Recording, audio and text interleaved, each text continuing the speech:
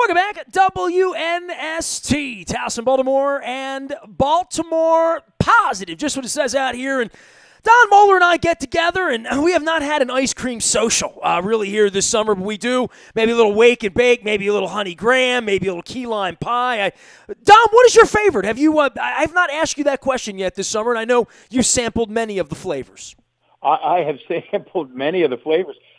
I go back and forth, Nestor, but I have to tell you, I have a hankering for the pistachio. I thought it was fantastic. I made the mistake of going into the freezer 3 weeks ago out there, and I came home. My wife was going through all of them, and she's like, there's no pistachio. So I have, you got me hankering now. I haven't had the pistachio in like 4 weeks. It's before 4th of July, so we'll get that done. State Fair, my wife and I went out the other night. We had the lamb chops, which were unbelievable. They were like chicken fried lamb chops, incredible. We also went with the gyoza and the pan-fried pot stickers. And, Don, I put the pictures up, everything, but I did not put the chicken and waffles up until the morning. I didn't want anybody thinking I really ate that at 8 o'clock at night, but I did. Well, you can't go to State Fair without getting the chicken and waffles and the extra raspberry syrup, right? That's the key. Well, this one came with that because they must have known it was me. Fadley's will also ship you crab cakes. We miss being over the Lexington Market. We have so many pieces up in the Baltimore Positive repository. You can go back and check all the stuff, all the people. Brandon Scott, our chat with him in front of the crab cakes. We missed Amy down there. We're going to get her and grab her next week as well. Moving to Catonsville, Fadley's, all of our great sponsors, and Moeller and Gary Realty. Let's not forget about them. Jeff Moeller's up in the buyatoyota.com audio vault. We talked about this incredible housing market and low interest rates and how houses are moving. Find them at Moeller and Gary Realty. Don Moeller, I'm going to give you the floor right now because we've been tracking down lots and lots of people that were literally on the first get list back in January, a year and a half ago, before all the mess of folks we wanted to have on, and this episode is specifically one of those. Well, certainly timely, Nestor, when we get a chance to chat with former Baltimore City Police Commissioner Kevin Davis, public safety, crime in our big cities, always in the news, and Kevin out now working as the director of consulting for Garda World in the United States. So we're going to have him catch us up on that. But Kevin, welcome to Baltimore Positive. Hi, John. Thank you and Nestor for having me. And I just can't get my mind off of Fadley's crab cakes right now. Well, I have an appetite. That's the cost. People say, what's the cost of COVID? The cost to you right here, right now, is we're not sitting eating crab cakes because that's the way we generally do this, So it is this, and it's starting to stack up, these months. I mean, first off, bring us up to speed on you and what you're up to. I mean, I don't know you, but I know we've crossed paths at Ravens and Orioles and here and there and television, and I know you from the TV. But where have you been lately? Well, sure, Nestor and Don, and congratulations on the podcast. That's great, and I'm honored you guys had me on. So after nearly 3 decades in policing Prince George's County, Anne Arundel, and my last 3 years in Baltimore as a police commissioner, I was back and forth for a couple of years to a Boston startup company as their chief security officer, and for the last several months, I started as the director of consulting for Garda World, and Garda World's actually the world's largest privately owned security and cash services business. So it's a big corporation, and I'm just glad to be on their team. Well, Kevin, I noticed, I looked at their website, 102,000 employees in 45 countries. Give us a sense of what they do, because I think people hear that and they say, well, what does a security company do? Why do I hire them? Yeah, well, it's huge, Don. And, Garda World, and people have probably seen the Garda, Garda, armored trucks. And, it's just like the other armored trucks you'll see that transport cash, but there's a huge physical security guarding component with security officers. There's cash services and executive protection, financial, cyber, internal investigations for big corporations. And then in some countries, Don, they do extortion and kidnapping mitigation for folks. So it's a big company, and I'm only one of 102,000, but I'm honored to lead the consulting piece of it in America, and we're doing a lot with COVID and reoccupancy and re-entry now. So it's tough, but it's like building an airplane in midair. Yeah, I would think that, like for everybody else, the pandemic's greatly affected what you've done the last 6 months. Where you were and where you are, we're all a lot different than we were 6 months ago, aren't we? Yeah, absolutely. And I'm old school, and I still come to work basically every day because I just don't have the self-discipline to work from home effectively. So I got to get up and get dressed, and I need a routine. But certainly the world has changed, fellas. There's no doubt about it. Well, Kevin, before we get into your recent op-ed where you talk about the need for a federal cabinet level position for the police, when you mentioned your background, it raises a question for me, and I have to tell a little bit of a story. And Nestor, I don't know that I've even told you this, but Kevin, you come from Prince George's County, Anne Arundel County, and then to Baltimore City. And I will tell you that during my years in the county, when we had former city folks come from the mayor's office to work for us, they would occasionally say to me, I know that you all think that crime is an issue in the county and you're always on top of crime and you're worried about it. Don, and they would say it respectfully, you don't have a clue. You don't have a clue. I hear you giggling. Give us a sense of the change when you came to Baltimore City from two suburban districts. And are my staff members right when they say to me, Don, you don't have a clue? Well, Don, I think they meant that with all due respect. But with all due respect, they were right. Now, I hail from Prince George's County. And, Don, Prince George's County, we've had our fair share of violent crime issues, scandal and corruption over the years. And Prince George's is now a comeback story, kind of like Washington, D.C. is, where we've cut our murders in half and the political corruption days are in our rearview mirror finally. But when I got to Baltimore, particularly hailing from Prince George's County, and I was a narcotic guy, I was a SWAT guy, I did all that stuff.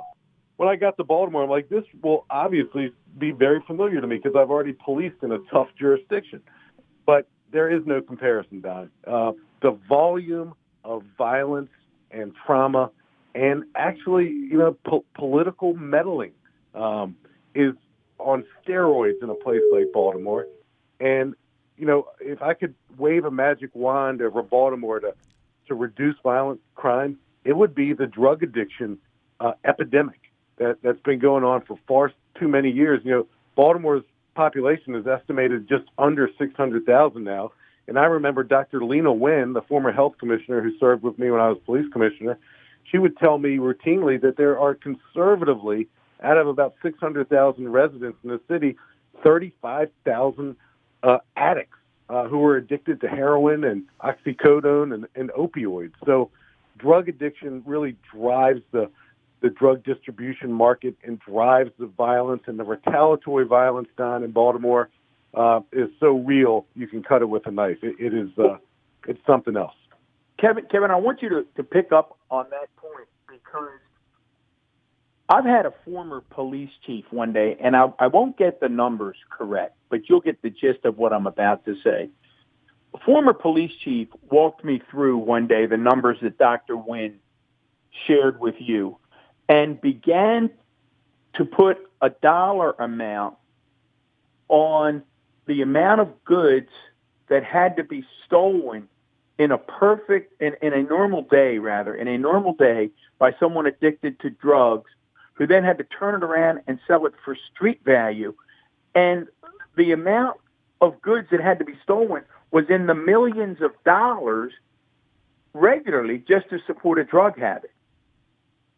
Right. Well, Don, I always tell people, whether it's in Prince George's or Anne Arundel or Baltimore City, that people think about where they live and they consider putting a for sale sign in their front yard when their house is broken into, when their car is broken into, or when there's blight and graffiti in their neighborhood. So the 6 o'clock news stuff, which is important, the murders, the non-fatal shootings, and those types of things, that's not what people consider when they decide where they want to live. And for profound drug addicts to support their drug habit, what are they doing every day, Don? I mean, you know the answer to this. They're breaking into cars.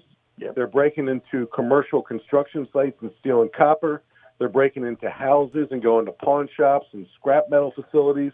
They're doing all they can to support that terrible, terrible drug addiction that has a grip on so many people in a city like Baltimore. And, there's so much to it. It's so complicated, and it's a tough city to police.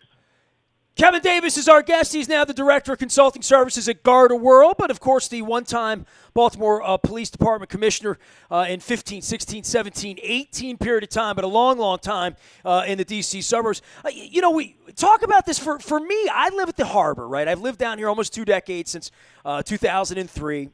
And the reason this thing got birthed out of me doing sports for so long was just seeing the changes in the city with business, friends of mine losing business. But more than that, the perception brought on by lots of things that probably began with The Wire, right? And, and that was during your time when you were in PG County, that sort of I guess narrative was being painted about Baltimore in some sort of semi-fictional way. And then what it means to a guy like me who's invested my whole life in Baltimore and tried to sell my condo 2 years ago and literally had no one walk through it. Downtown overlooking the harbor, something that was one of the more sought-after places 20, 30 years ago. And to say, what does that mean for the city? And what does it mean when people aren't coming to Oriole games? And everyone in my world, from Pasadena and Harford County and Carroll County, saying, I'm not coming downtown anymore because the squeegee boys, because the price of this, the parking, the meters, though I can get it wherever I live. And I said, man, we've really got to fix this. And, with Don running Baltimore County, and the last 2 years of just us talking about how can we fix it, right? Like, Baltimore Positive is, I can put the news on any night and hear all this awful stuff about my city, but what's the key to turning it around? And you now see it more from the outside, but know it from the inside. The thoughts of where this starts with education, children, and finding a different way to police than maybe the way we've always done it. Well, Nestor, that's a lot. And, we can start by writing Don Moeller's name in for the next mayor of Baltimore. He's got my vote.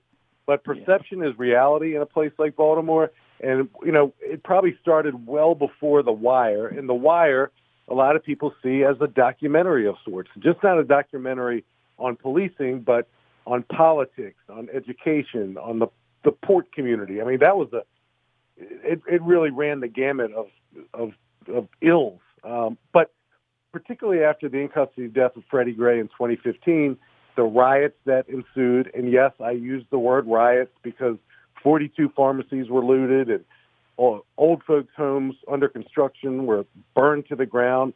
The fire department had their fire hoses cut when they were trying to put out fires. 168 cops were treated at shock trauma for various injuries. So, yeah, we did have a riot. We also had protests. We certainly did, but it was a tough, tough time. And, after that moment, it continued into 2016 because you'll remember, Nestor and Don, we had 6 police officers who were charged with various crimes up to and including depraved heart murder regarding the in-custody death of Freddie Gray. So it was just a tough time, not only locally in policing, but if you look nationally, that whole 14-15 era with Michael Brown and Ferguson and Eric Garner in New York and Laquan McDonald in Chicago, there was a lot going on mid-last decade. And then you get the realities of violent repeat offenders in Baltimore not being held accountable and going to jail.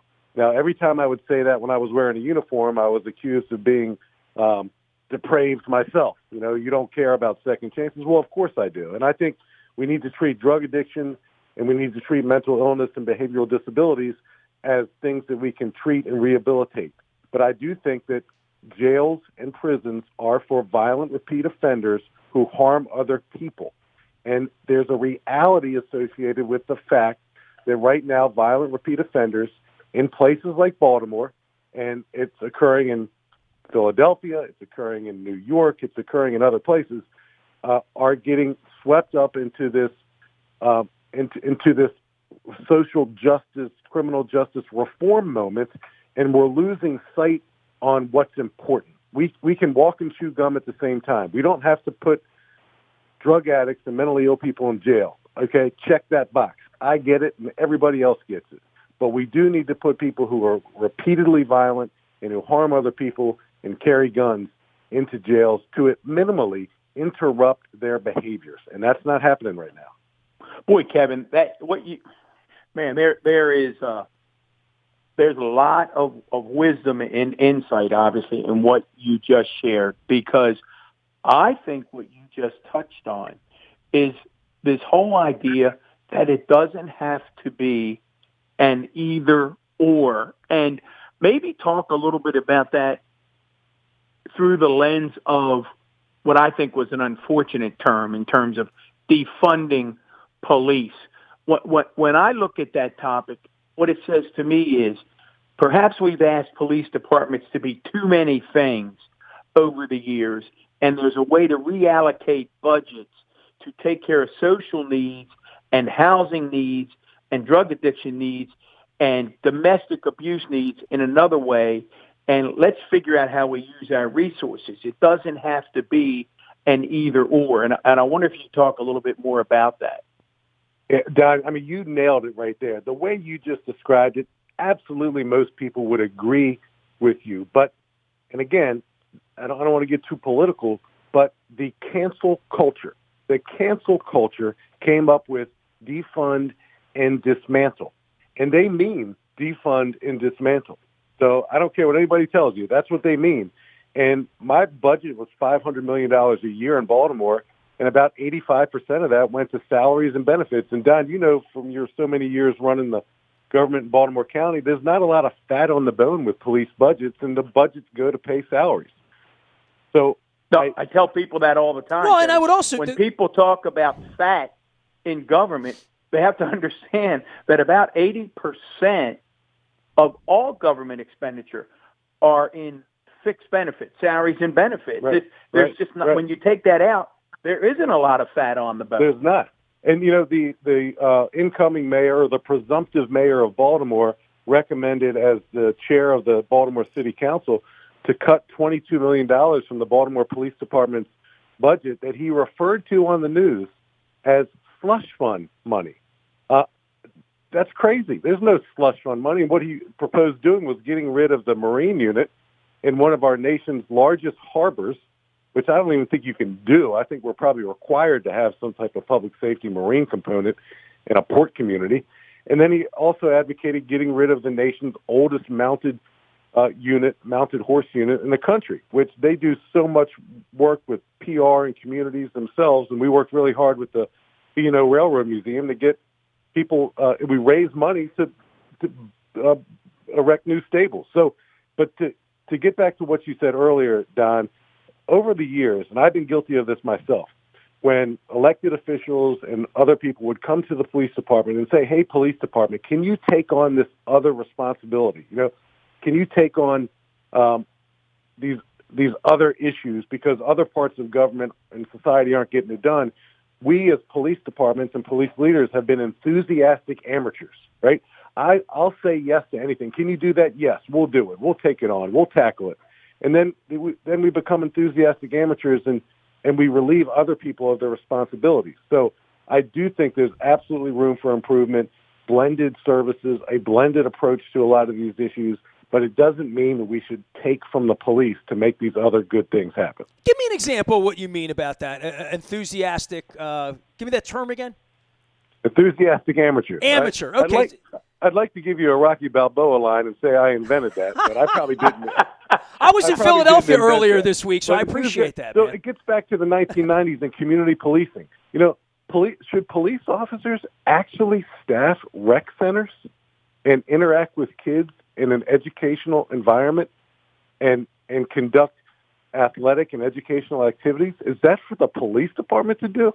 I mean, I would say no. But when other parts of the government are failing in that regard, police officers get asked to tackle a host of things like trash, blight, other community services, and we start taking on too much. And then our role with dysfunctional families and drug addiction and mental illness, we aren't the experts in that regard, but we should be part of it. And what I did with Dr. Nguyen, speaking of Dr. Nguyen, we got a grant. Actually, she got it. But by the way, when you say her name, Don and I can't stop smiling because we just like her so much, and she's been a guest on the show as well. She's a veteran of Baltimore Positive, Kevin.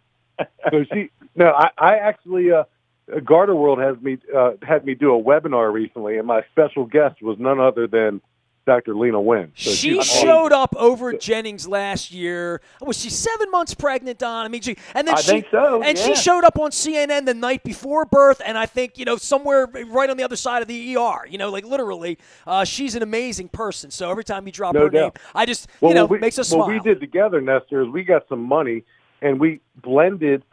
We had this blended approach to crisis. So if it's apparently mental illness or a behavioral crisis and a 911 call comes in, we had during certain hours of the day, only in the Central District, mental health professionals riding with police officers, and we would respond together to some of these calls for service.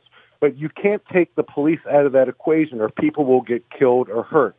So the whole notion that we can send social workers and faith folks to these 911 calls for service where danger is imminent and always possible, that's absurd. We can't do that. But I do agree we need a more blended approach to some of these crises.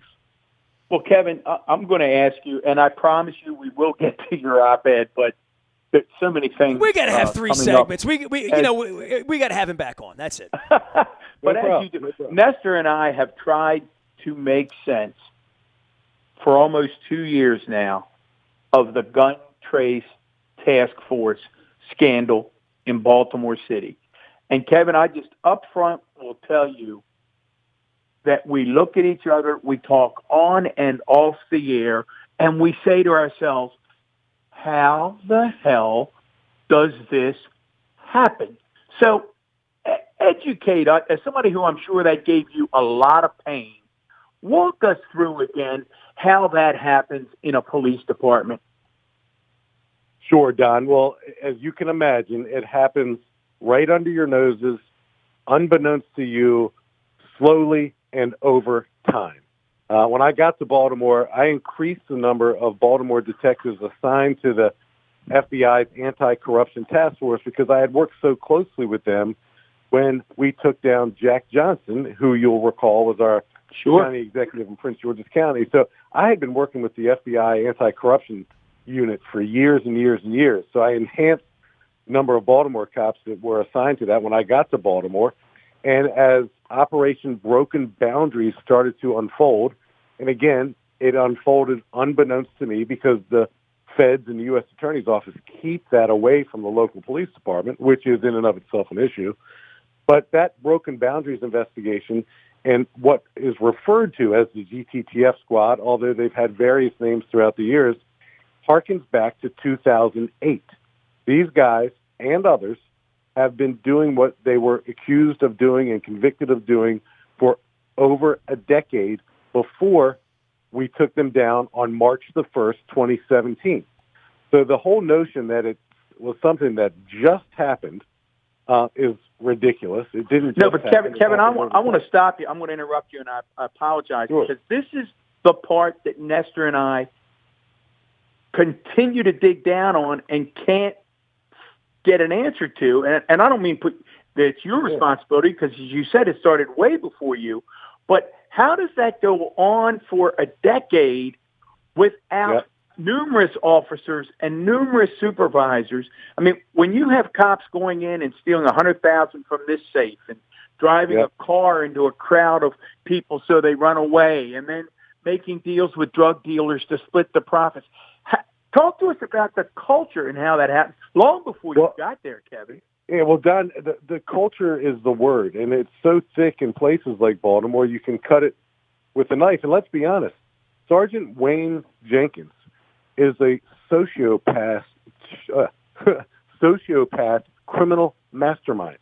The reason why they got away with it, one of the reasons why they got away with it for so long, is because they were so good at being criminals and keeping it to a tight circle. Now, with the benefit of hindsight, you can always look back and say, well, weren't there red flags that the police department should have seen over the years, like overtime abuse, like racking up internal affairs complaints, racking up civil suits. So all those things are absolutely fair to criticize and to try to improve upon. But I told a group recently, it's the governor's commission to reform police, something to that effect, and I told them that the fact that this went on for so long indicates that we need to put other measures in place to figure out if misconduct is going on. Like if you're a federal law enforcement officer, Don, you're going through a financial investigation routinely. You're routinely taking polygraph examinations.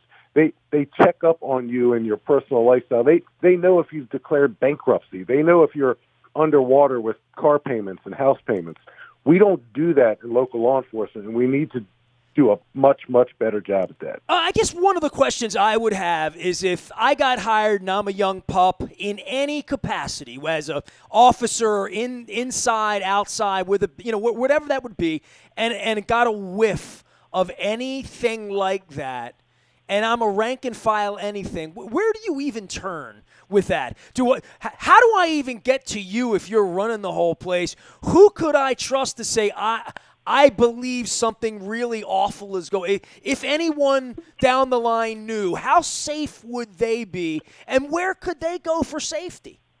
Well, Nestor, that circumstance that you just described actually happened 3 times during my tenure where criminal charges and convictions resulted against Baltimore police officers. So police officers can go to someone they trust. They can, communicate anonymously. They can communicate with the local media and elected officials. All those things do happen. But and anonymous tip lines. There are so many ways that police departments across the country have afforded avenues for people. But hang on a second. Anonymous tip line. Who's getting it on the other end? Yeah. And I mean, that would be my, prosecutors. But that's why I brought in an outside internal affairs chief who worked with me in Prince George's County, who righted that ship, because I needed an outside set of eyes and ears to come in and look at how we were doing things, and we weren't doing some fundamental blocking and tackling. We didn't have an early identification system that was worth a damn. We didn't have a internal psychological services component. We didn't have an officer health and wellness program. So we brought all those things to bear. But the truth of the matter is, Nestor and Don, I was there on March the 1st, 2017, when we put handcuffs on those corrupt cops with the FBI, and I looked each one of them in the eye when those handcuffs were slapped on their wrists. And it was disgusting. They had been getting away with it for so long under so many different mayoral and police commissioner administrations. I understand the emotion behind how could this happen, but it happens slowly. It happens in a culture that is prone to look the other way or to excuse or to mitigate or to rationalize. And if you harken back to Baltimore's zero-tolerance policing years, where we were arresting 110, 120,000 residents a year, these guys were treated like heroes because they were making arrests and they were executing search warrants and seizures and drugs and guns, but not enough was put in place to make sure they were doing it the right way. And that's a failure. Kevin, what was the reaction? You're the guy that finally put an end to it. What was the reaction among the rank and file as you went from precinct to precinct? Were the officers on the street angry at you as the commissioner and saw you as a turncoat, or were the officers on the street saying, "Thanks, boss, it's about time these bad actors went to jail"? No one, Don, was angry at me that I know of when that happened. I think people were embarrassed and they were disappointed, and they were angry at those cops because it embarrasses them and it embarrasses their families, and it hurts their credibility each and every time they walk into a courtroom for the foreseeable future. But then there's another group of officers who say, "I'm not surprised." And that speaks to culture. So when you have a scandal like this break and people say, "I'm not surprised that happened," I'm not surprised that Don and Nestor were caught up in that. That's like, whoa, time out, red flag. What do you mean you're not surprised? Right. Because if you're not surprised, that means that something should have happened at a much earlier point in time to have prevented it, and it didn't. And again, where have you been?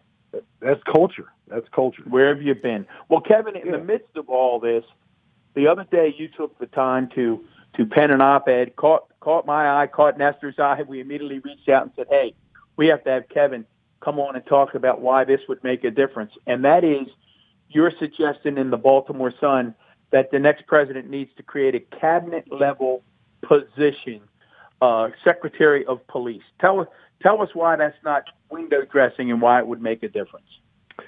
Well, Don, as you know, there are 18,000 municipal police departments in our country. Half of the 18,000 police departments in our country are 50 police officers or fewer, right? So most police departments in America are small.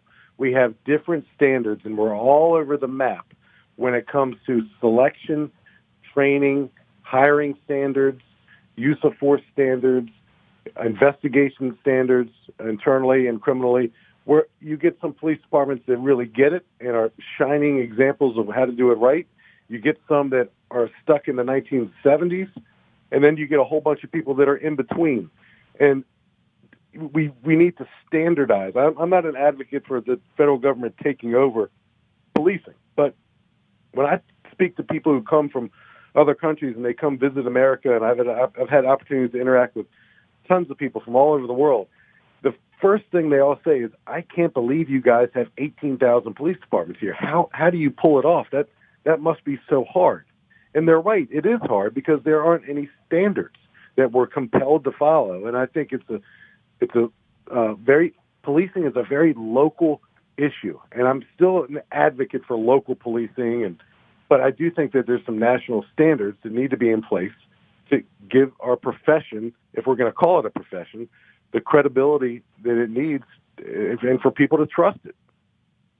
Well, I think we've talked to a lot of folks about just the chokeholds and all of those issues that Black Lives Matters that came up in the aftermath of the death of George Floyd. Some thoughts about all of that, because that was front and center in the eight holes, and we had various guests on for 2 months talking about all of this, but policing is changing, right? I mean, you've been out of it for a couple of years. We're in it most of your life. Since you left it, it's changed, right?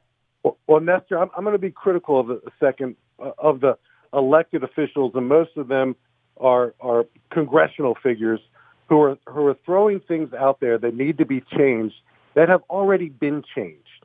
I can't think of a police department that teaches and tolerates chokeholds, right? That's done.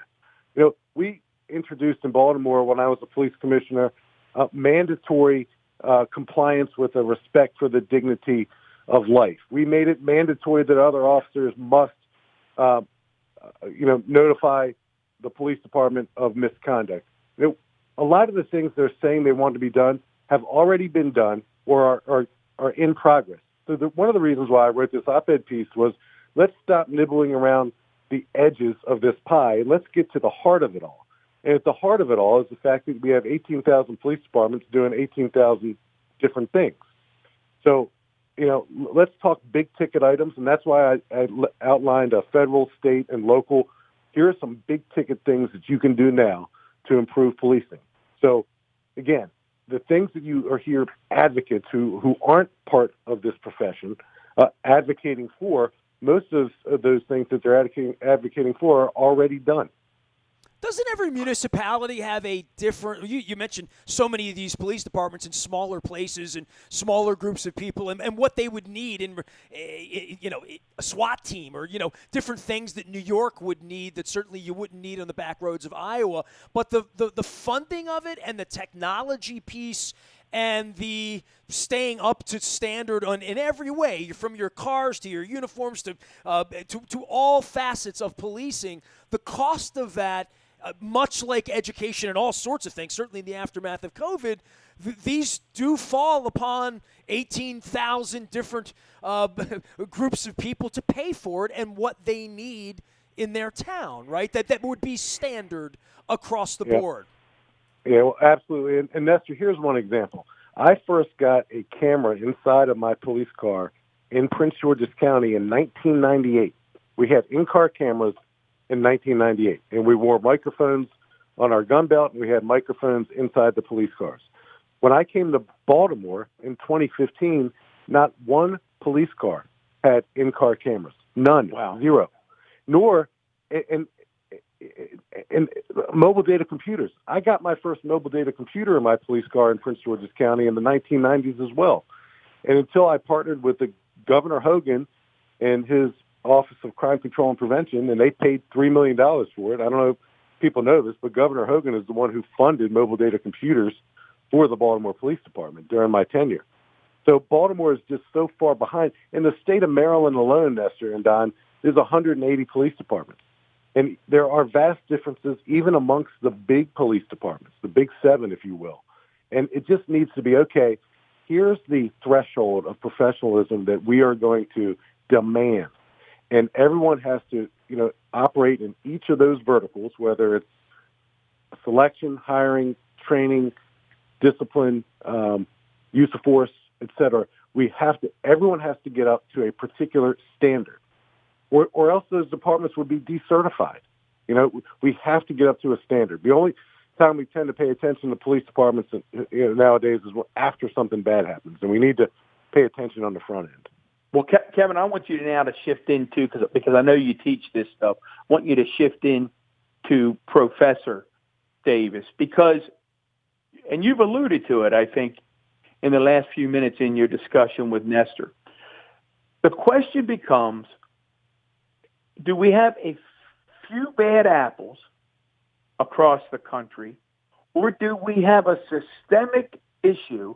And the real direct question is, if it's just a few bad apples, why do we continually have black men and women being killed at the hands of police officers in the way that we see it happen?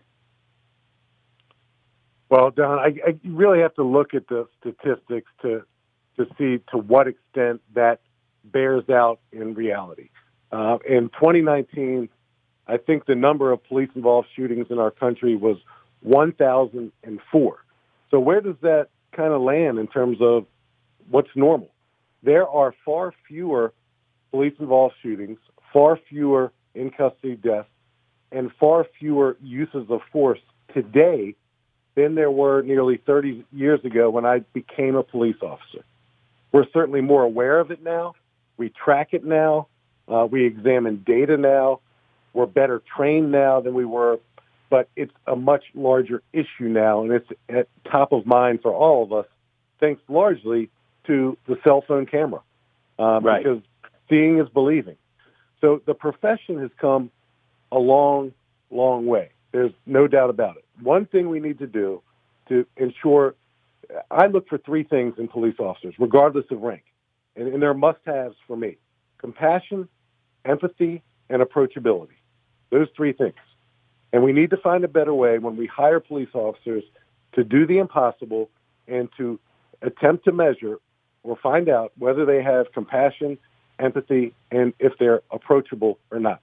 I think our profession for far too many decades has attracted the thrill seekers who are joining the ranks of our nation's police departments, not for the right reason.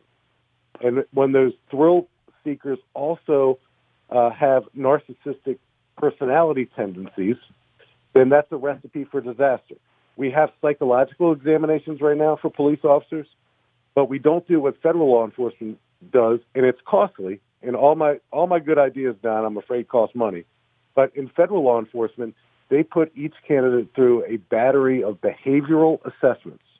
And we don't do that in local law enforcement, and we need to, because the behavioral assessment analysis is the one that does a much better job at identifying narcissistic personality tendencies, and those are the last people you want to give a badge and a gun to, because they're consumed with power. And police officers can take your freedom away, we can charge you with crimes, and we can even use deadly force.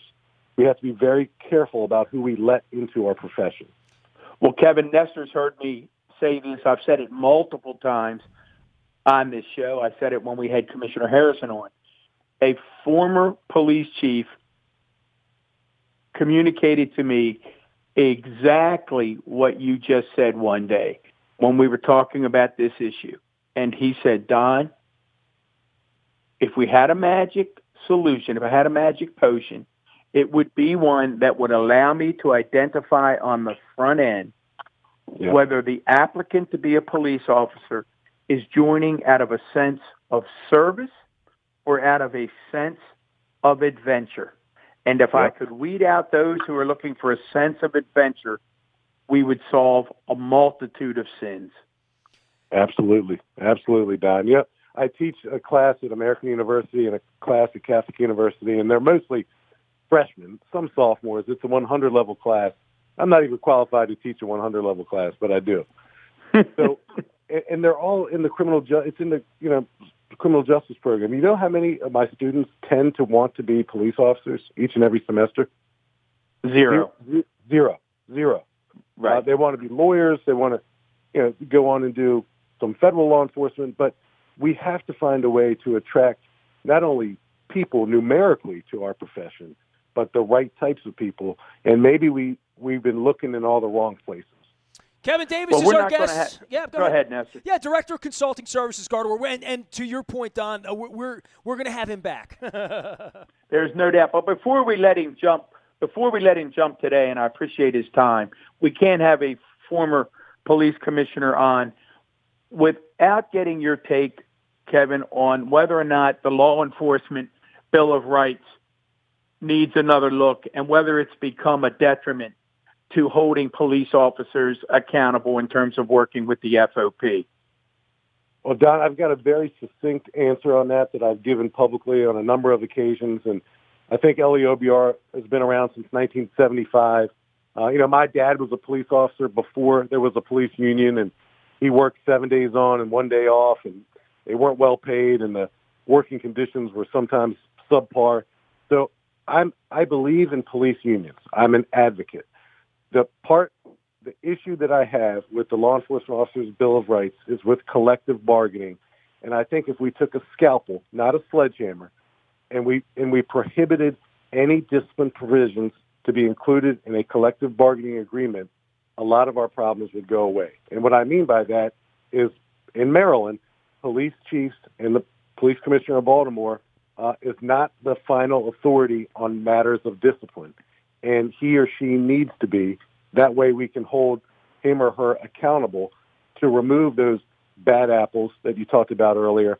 And right now the process is so convoluted that it's challenging for police chiefs to do that. So, for any FOP folks that are listening, I'm not against unions.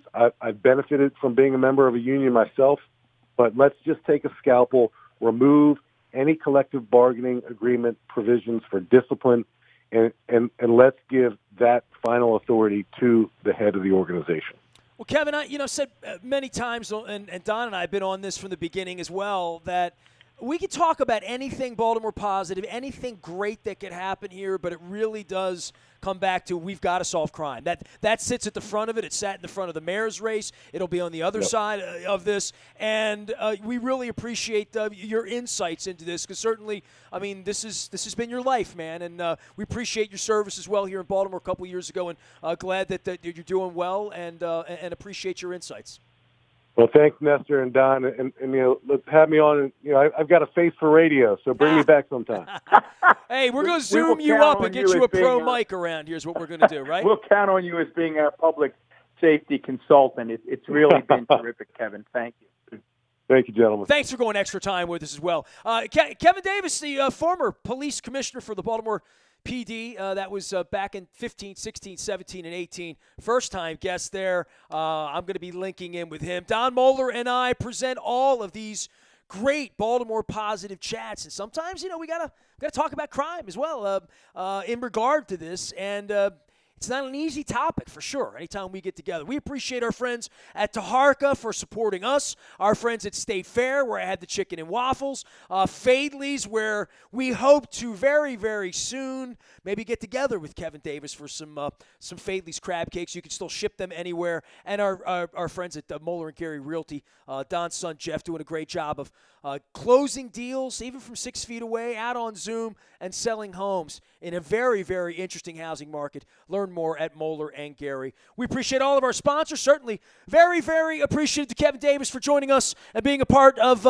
our Baltimore Positive presentation. There's lots and lots of stuff, including some merging going on from all of our Baltimore Positive conversations now, almost 300 deep. On behalf of former Baltimore County Executive Don Moeller, I am Nestor Aparicio. We are WNST.net. We are calm, we're local, and we're Baltimore Positive.